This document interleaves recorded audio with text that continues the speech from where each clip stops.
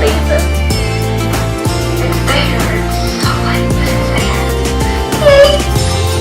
So there's a baby in there.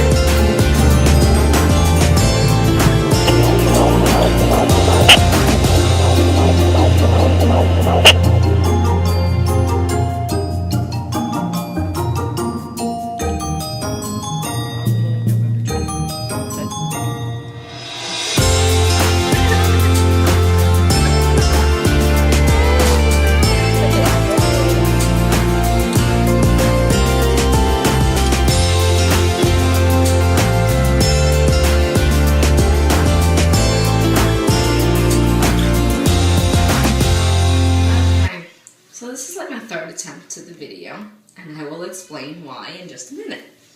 My name is Danielle. I'm trying to do video blogs along with my regular vlogs. I am 32 years old, and the reason this is my third attempt on this video is I have 5 children. Yeah. So anyway, tell you a little bit about them. My oldest is Alexander. We call him Alex. He's 13. Next one, another little boy, Cameron. Or Cam, he's 12.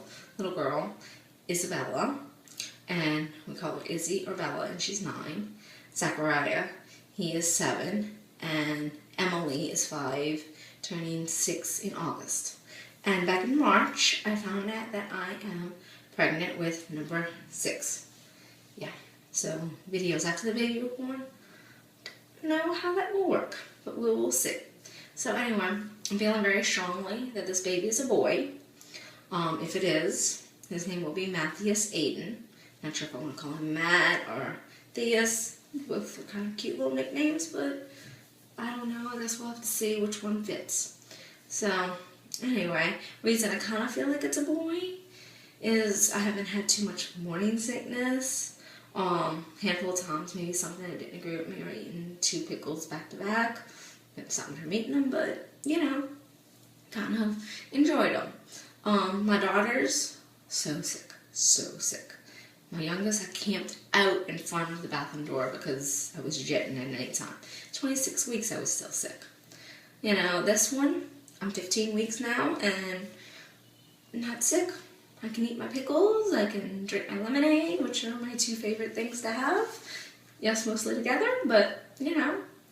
But, I mean, other than that, I'm feeling great. I'm in my 2nd trimester. I'm not sick. I'm getting a little more energy, you know, that type of thing.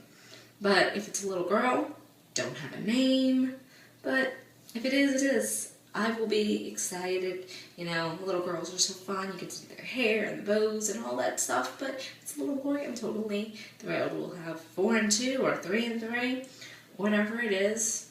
We're converting the playroom into a nursery for the baby, so the baby will have its own room for the first couple of years. And whatever it is, my youngest of that gender will share a room with it. So when it's a couple of years old, but you know, it's gonna be great.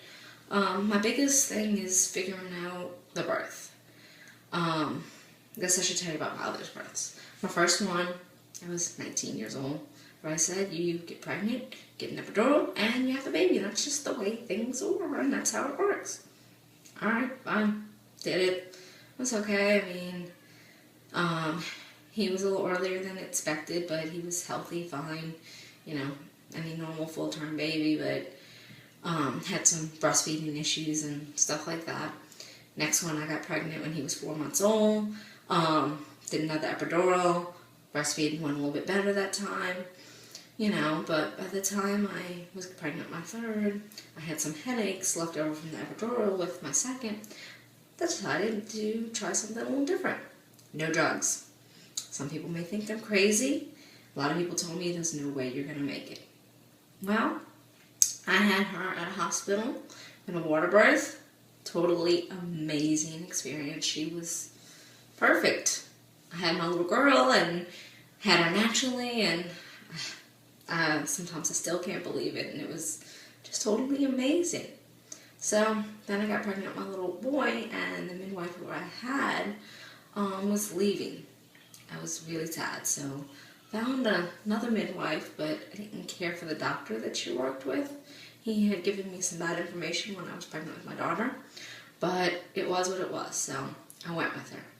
Then, if you haven't figured out, or I haven't told you, I live in New Orleans, or outside of New Orleans. Hurricane Katrina hit 2005.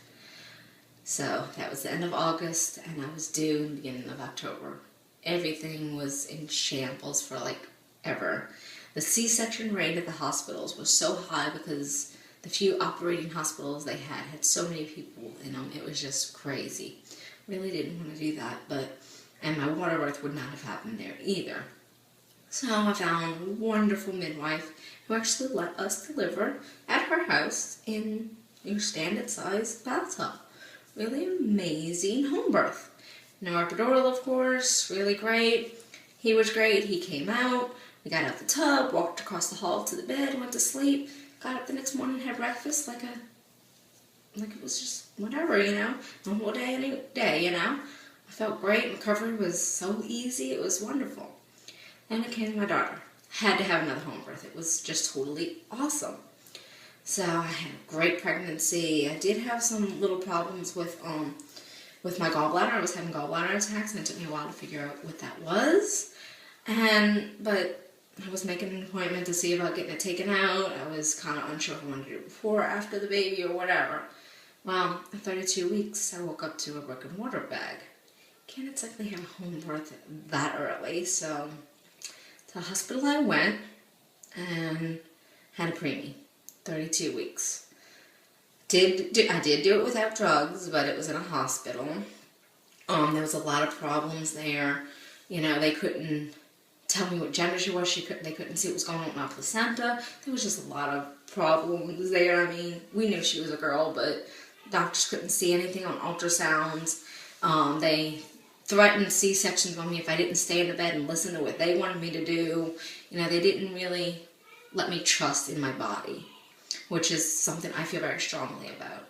I believe in God, and I believe in trusting in your body and your instincts, and I believe that it goes a long way, But anyhow, it was just a horrible experience, and she was born, and it kept me away from her, and she was there for 8 days, which isn't too bad for a 32-weeker, but I kind of, was a little bit of a handful myself. But anyhow, she's 5, she's healthy, she's fine.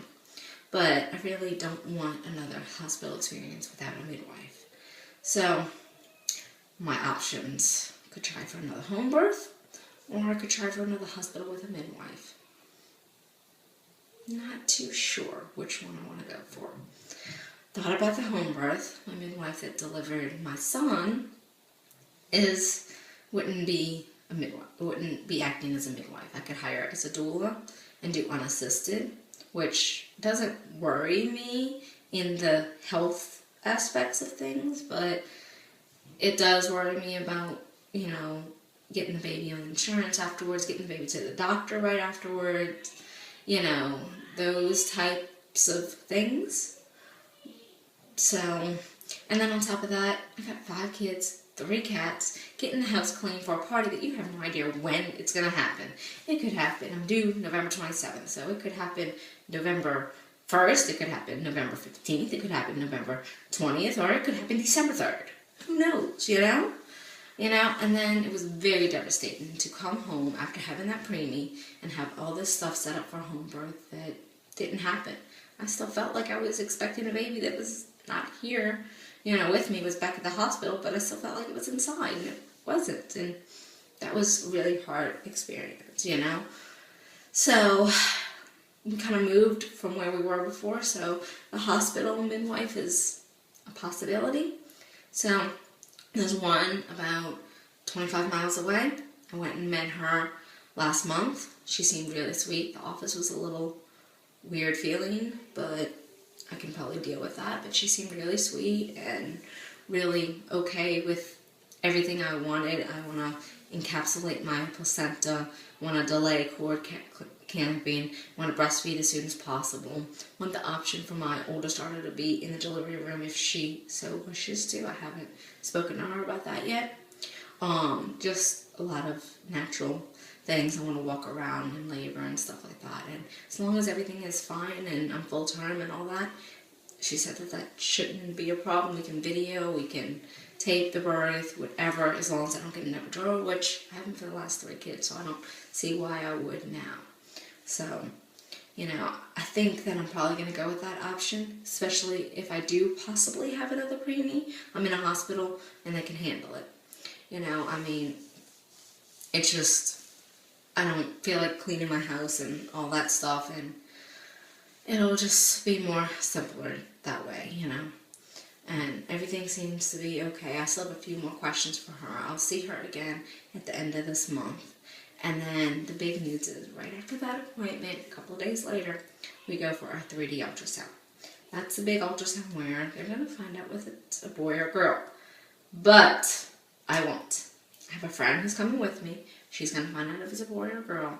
And then July 14th, she's going to reveal it to me and all my friends and family who decide to come to our little party. So I'm really, really excited about that. So I'm 15 and a half weeks. I will be 16 weeks next week. So it's Sunday, so this week I guess. I'll give you a quick little belly pose. Yep.